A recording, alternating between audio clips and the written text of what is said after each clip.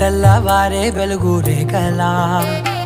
పచ్చ పచ్చ పచ్చి మట్టి బొమ్మలా అల్లి బిల్లి వెన్న పాల నురగలా